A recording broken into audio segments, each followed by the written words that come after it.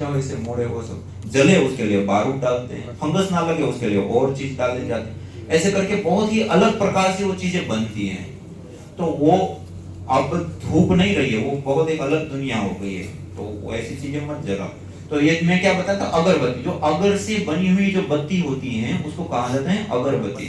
और वो वास्तविक अगर का जो ऑयल होता है ना, अगर की जो लकड़ी होती है, वो जब जलती है तो वो एक ऐसा वातावरण जनरेट करती है, ऐसी उसके अंदर खुशबू होती है जिसको इनहेल करने से, सूंघने से स्ट्रेस, तनाव, डिप्रेशन आदि दूर होता है, देवी शक्तियों का पूजन होता है।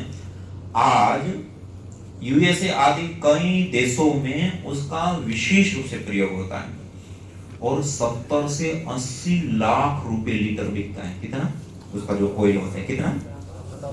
और केवल वो मानसिक रोगों के ट्रीटमेंट के लिए यूज होता है। किसके लिए?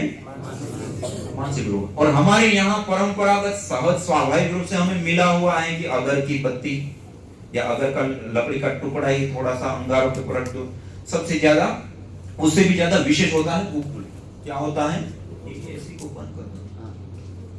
ये गुगुल क्या होता है? ये गुगुल एक गोंद होता है, पेड़ विशेष का नीलियास गोंद होता है। ये इस प्रकार का होता है। देखो ये जो गुगुल होता है, ये सबसे अव्वल कैटेगरी का धूपन द्रव्य है। क्या है? और शास्त्रों ने भी कहा, मेरे साथ बोलिए, गुगुलम धूप कामार्थम प्रसिद्धम मंगल प्रदम।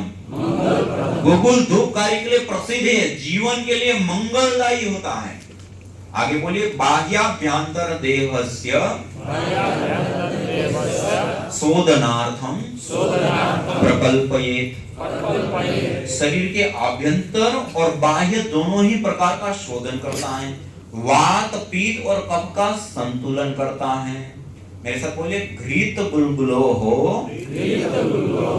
होमे च सर्वोत्पादादिर मर्दनम।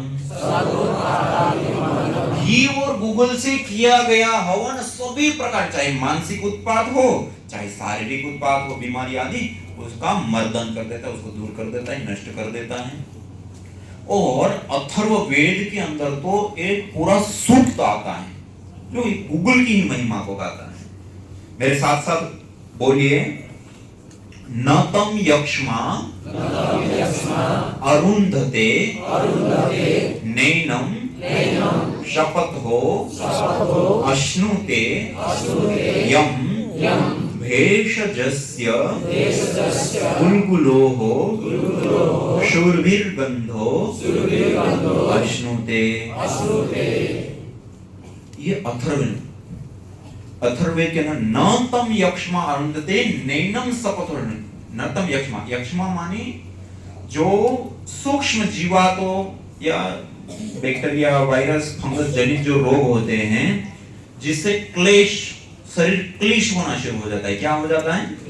टीबी होता है। क्या होता है? धीरे धीरे शरीर गल जाता है और उसका कोई इलाज, जो भी इस प्रकार के जितने भी दुस्साध्य, असाध्य या बड़े रोग होते हैं, वो रोग उस व्यक्ति को नतम यक्ष्मा अरुंधते नैनम शपथो अश्नुते।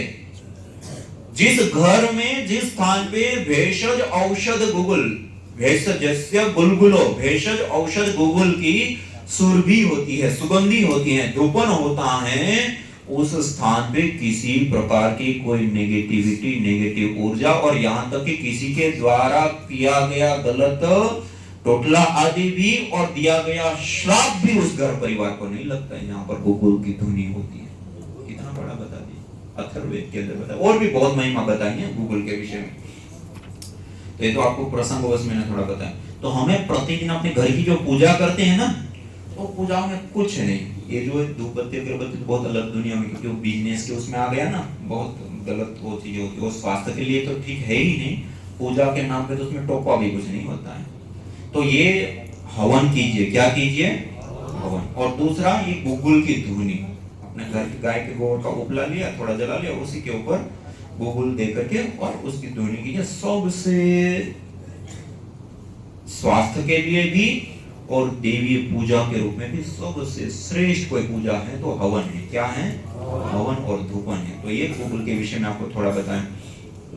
तो मैं आपको बता रहा था, दूसरा पहला तो बताया हमारा कणों की बाहुल्यता हो जाती है, और उस ऋण आवेशित कणों की बाहुल्यता का कारण भी विशेष और भी कई सारी, और वो जो सुरभि होती है, तीसरा जो हवन करते हैं तो सुरभि सुगंधी होती है, उसके अंदर बुबुल्स्टेरोल है, परफ्राल है, ग्लाइकोल है, ऐसे कारण से उस वातावरण के अंदर वो आ जाते हैं, और उसको जब हम सूंघते हैं तो स्ट्रेस मैनेजमेंट करता है। क्या करता है? हमारे मन को प्रसन्न करता है, आह्लादित करता है, और अच्छा हमें अनुभव कराता है, और स्ट्रेस मैनेजमेंट का पारिवारिक रूप से सबसे सटीक इलाज है। इन सब के साथ साथ एक और विशेष लाभ होता है। आपने कोरोना काल में देखा होगा, कोरोना एक वायरस से कितने प्रभावित हुए थे सब लोग, और कितने लोगों के तो जीवन ही चले गए। और उसको तो छोड़िए, उसके पहले भी और बाद में भी कितने ऐसे रोग आ गए, अलग अलग वायरस, बैक्टीरिया, फंगस, जिसके कारण से बड़ी मात्रा में लोगों की हानि। आज विश्व स्वास्थ्य संगठन WHO के आंकड़ों को आप देखेंगे तो कम्युनिकेबल डिजीज, जिसको हम कहते हैं ना, बैक्टीरिया, वायरस और फंगस के कारण से पैदा होने वाली जो बीमारियां हैं, जिसके कारण से 2.25 करोड़ लोगों की मृत्यु होती है प्रति वर्ष। कितने की मृत्यु? जबकि बीमार होते हैं, दवाई ले लिया, कुछ कर लिया, ठीक हो गए, वो तो बहुत है ना, उसका यदि पैसों में हम आकलन करेंगे तो कई हजार करोड़ रुपए हो जाएंगे। ये तो मृत्यु होने वाला आंकड़ा है 2.25 करोड़ लोगों का। और उसमें भी ये जो छोटे छोटे जीवों के कारण जो बीमारियां होती हैं, उसके कई सारे कारण होते हैं। एक तो साफ सफाई ठीक से ना होना, और साफ सफाई, और वो भी आज हम देखो फर्श को साफ करने के लिए बोनाइल से लेकर के अलग अलग चीजें प्रयोग करते हैं, हैंड वॉश प्रयोग करते हैं, हैंड सैनिटाइजर का प्रयोग करते हैं, साबुन, शैम्पू, टूथपेस्ट से लेकर के ये सारी चीजें क्या करते हैं, वही बैक्टीरिया, वायरस, फंगस आदि से बचाव